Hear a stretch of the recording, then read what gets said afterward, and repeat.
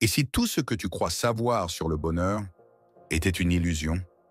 Dans le tumulte du monde occidental, on apprend à réussir, à posséder, à prouver, mais rarement à s'éveiller.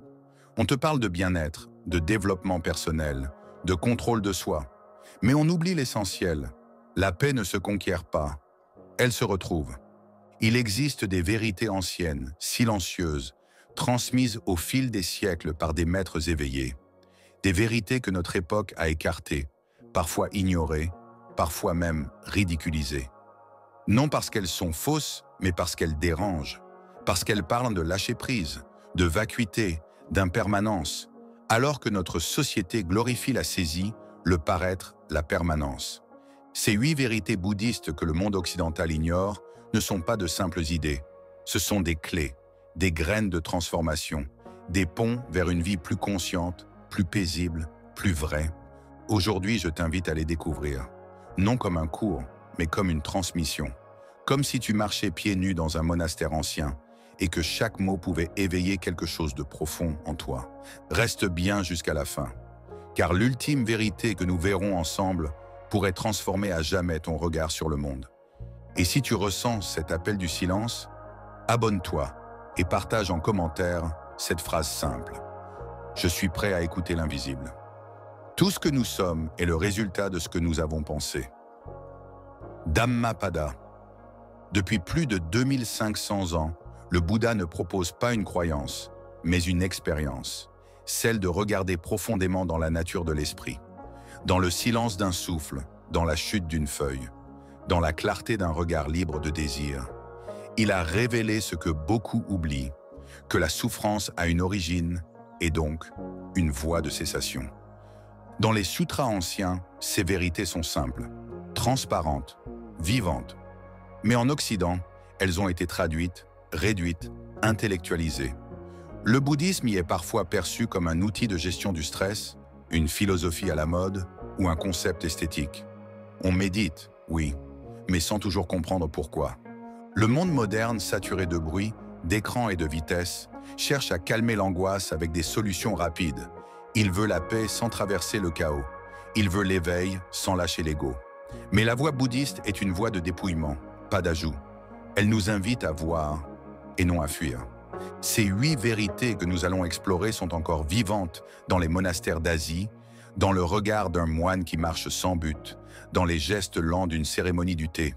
Mais ici, elles sont souvent oubliées. Et pourtant, elles parlent directement à nos blessures modernes, le vide intérieur, la quête de sens, la peur de l'instant présent. Première vérité, le bonheur n'est pas une recherche, c'est une absence. Dans notre monde, on te pousse à chercher le bonheur comme un objet, un but à atteindre, une réussite extérieure. Mais le Bouddha nous enseigne que le bonheur véritable ne s'ajoute pas. Il naît quand cesse l'attente, l'agitation, le désir.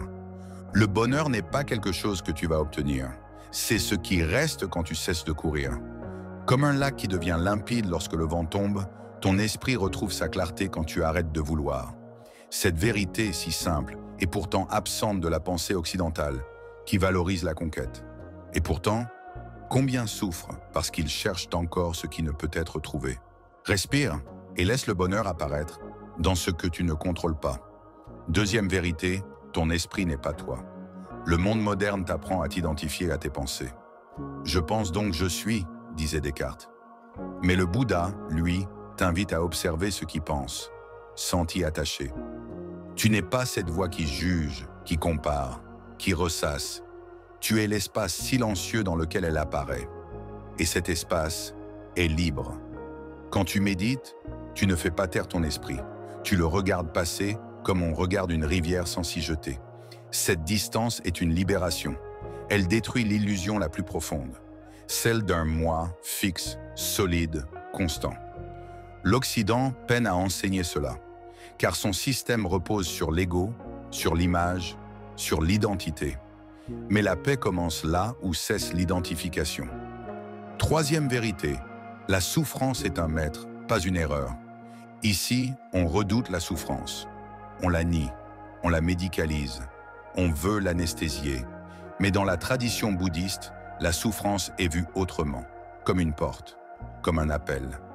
Chaque douleur, chaque perte, chaque agitation est une invitation à regarder plus profondément. Non pas pour se punir ou s'y enfermer, mais pour entendre ce qu'elle révèle.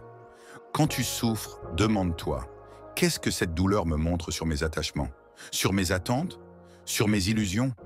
La souffrance n'est pas là pour te détruire, elle est là pour te réveiller. Quatrième vérité, l'impermanence n'est pas une menace, mais une délivrance. Tout change, tout passe. Et pourtant, le monde occidental cherche à figer la beauté, à arrêter le temps, à conserver le pouvoir. Le Bouddha, lui, nous invite à embrasser l'impermanence. Car ce qui change est aussi ce qui se renouvelle. Ce qui meurt libère la place pour ce qui naît. Résister à l'impermanence, c'est souffrir. L'accepter, c'est s'aligner avec le réel. Observe un nuage. Il devient pluie, rivière, vapeur. Rien ne disparaît vraiment. Tout se transforme. Toi aussi. Ces 4 vérités déjà peuvent ébranler l'esprit. Et pourtant, ce n'est que le début. 5e vérité, tu n'existes pas comme tu le crois. Dans la pensée bouddhiste, le soi est une illusion. Pas une invention, mais une construction temporaire. Tu es fait d'éléments, souvenirs, émotions, conditionnements, perceptions. Rien de tout cela n'est permanent. Rien de cela n'est toi. Et pourtant, l'Occident a bâti des empires sur le moi. Estime de soi, affirmation de soi, image de soi. Mais si tu regardes honnêtement, où est ce « je » que tu protèges tant? Quand tu médites profondément, ce « je » se dissout.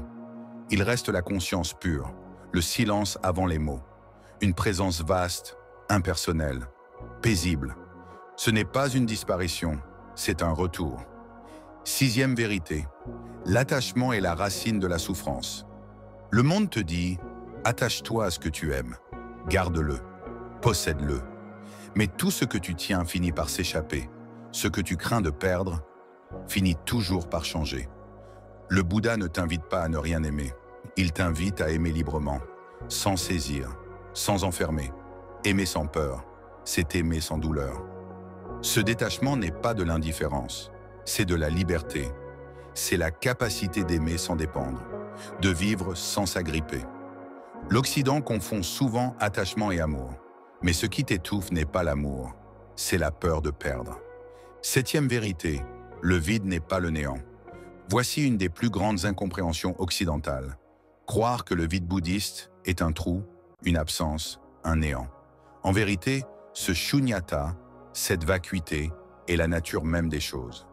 Vide de forme fixe, vide d'identité permanente, mais plein de potentialité, de liberté, de vie. Un bol n'est utile que parce qu'il est vide. Une respiration ne peut entrer que parce que tu expires. Le vide est ce qui permet la transformation. Il n'est pas la fin, il est la matrice. 8e vérité, tu n'as rien à devenir. Ici, on parle sans cesse de devenir quelqu'un, de se dépasser, d'atteindre un but. Mais le Bouddha, lui, enseigne l'arrêt, le retour, l'abandon de l'effort de devenir. Tu n'as rien à atteindre, rien à prouver, rien à construire. Tu as simplement à te souvenir, à revenir à ce qui est déjà là, sous les couches du vouloir, du jugement, du masque. L'éveil n'est pas un ajout, c'est un dépouillement.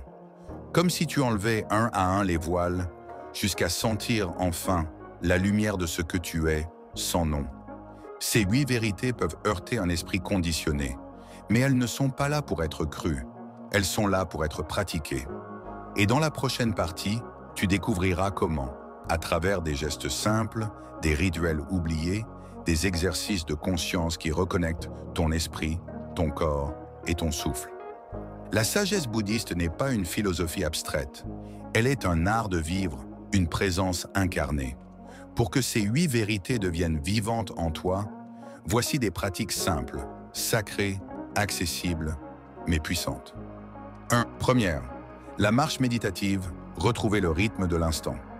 Chaque jour, accorde-toi au moins 10 minutes pour marcher, sans but. Pas pour aller quelque part, juste pour être là, pied après pied, souffle après souffle. Ressens la terre sous toi. Sens ton poids, ton équilibre. Laisse tes pensées passer comme des nuages. Dis-toi intérieurement, j'arrive, à moi-même, ici, maintenant. Cette pratique t'aide à sortir du mode « faire » pour entrer dans l'état d'être. Elle dissout l'agitation et restaure la paix naturelle. 2. Le rituel du bol vide, accueillir la vacuité. Chaque matin, place devant toi un bol vide. Regarde-le, respire avec lui. Ce bol est toi, vide de ce que tu crois être, prêt à recevoir. Pendant quelques minutes, répète ce mantra silencieusement. Je suis vide de forme et plein de présence. Ce rituel reconnecte à la vacuité fertile, celle qui permet l'ouverture à l'inconnu, à la transformation. 3e, l'infusion de pleine conscience, guérison douce. Prépare-toi une infusion de plantes simples, camomille, tulsi, verveine. Pendant que l'eau chauffe, sois présent. Regarde la vapeur, écoute le frémissement.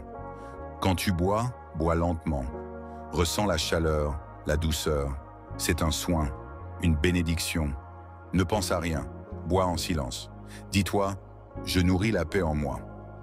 Ce geste humble devient un acte sacré, une méditation du quotidien. 4e, l'exercice du miroir, voir au-delà du moi. Regarde-toi dans un miroir en silence pendant 2 minutes. Regarde, sans analyser, sans juger, juste voir. Puis pose-toi cette question intérieurement. Qui suis-je si je ne suis pas ce que je vois? Ce moment trouble peut ouvrir une brèche, une sensation étrange, d'être plus vaste que ce visage, plus profond que cette image. Cela t'aide à détacher l'ego, doucement, sans violence. 5e respiration de libération, dissoudre l'attachement. Assieds-toi confortablement. Inspire profondément en pensant à quelque chose que tu tiens trop fort. Une peur, une attente, une personne. Expire lentement en disant « je laisse partir ». Fais-le 9 fois, avec douceur. Tu n'as pas à te forcer à lâcher, juste à autoriser. Chaque souffle devient un feu léger qui consume les chaînes invisibles. Ces rituels ne demandent ni croyance, ni performance, seulement présence et régularité. L'esprit résiste parfois, il oublie, il doute. Alors sois doux avec toi-même, comme un jardinier qui veille chaque jour, même lorsque la graine semble dormante. L'éveil n'est pas un éclair, c'est un tissage, un retour, souffle après souffle. Te voilà arrivé au bout de ce voyage. Et pourtant, ce n'était pas un bout, mais peut-être un commencement. Tu as écouté 8 vérités que le monde occidental ne connaît pas ou ne veut pas regarder. Non pas parce qu'elles sont trop lointaines, mais parce qu'elles sont trop vraies. Elles ne crient pas, elles ne séduisent pas, elles révèlent. Tu sais maintenant que le bonheur n'est pas une conquête, mais une absence d'agitation. Ton esprit n'est qu'un reflet, pas ton essence. La souffrance est un message, non une erreur. L'impermanence peut te libérer si tu cesses de résister. Le moi est une illusion changeante. L'attachement fait souffrir plus que la perte elle-même. Le vide est plein de naissance. Et tu n'as rien à devenir, juste à te souvenir. Mais n'en fais pas des concepts, laisse-les descendre, comme une pluie lente qui pénètre la terre. Reviens-y souvent, médite-les, pratique-les, observe ce qu'ils changent en toi. La vérité n'est pas un savoir à posséder, c'est une présence à cultiver. Alors maintenant, je te laisse avec une question. Une seule. Garde-la en toi. Respire avec elle. Laisse-la te traverser sans chercher à y répondre. Et si tout ce que je cherchais était déjà là, avant même que je le cherche? Si cette vidéo a touché une partie de ton être, offre-lui un espace pour vivre. Commente simplement « Je choisis de voir autrement ».